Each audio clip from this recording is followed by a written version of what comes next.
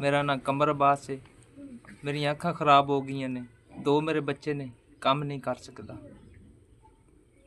मेरे ਦੀਆਂ ਅੱਖਾਂ ਖਰਾਬ ਹੋ ਗਈਆਂ ਨੇ ਤੇ ਕੋਈ ਬੰਦਾ ਕਮਾਣੇ ਵਾਲਾ ਨਹੀਂ ਸਾਡਾ, 2 ਨਿੱਕੇ ਨਿੱਕੇ ਸਾਡੇ ਬੱਚੇ ਨੇ। ਅੱਗੇ ਜੀ ਮੈਂ ਕੰਮ ਕਰ ਲੈਂਦਾ ਸੀ, ਜਦੋਂ ਦੀ ਮੇਰੀਆਂ ਅੱਖਾਂ ਖਰਾਬ ਹੋਈਆਂ ਨੇ ਉਦੋਂ ਦਾ ਮੈਂ ਕੰਮ ਕਰ ਨਹੀਂ ਸਕਦਾ।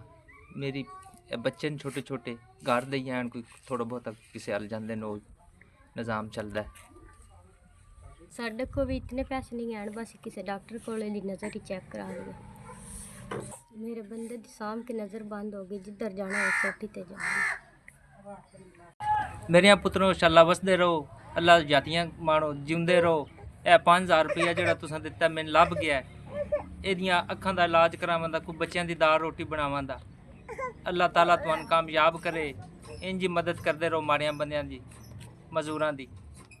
मेरिया वीरां निक्के निक्के बच्चे ने, मेरी बीवी कमान वाली है, होर कमान वाला भी कोई नहीं।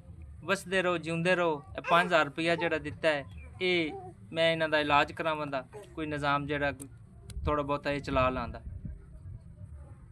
ਭਲਾ ਹੋਵੇ ਵੀਰੋ ਤੁਹਾਡਾ 5000 ਗੱਲੇ ਆ ਸਾਨੂੰ ਲੱਭ ਗਏ ਤੇ ਅੱਲਾਹ ਪਾਕ ਤੁਹਾਨੂੰ ਢੇਰ ਦੇਵੇ।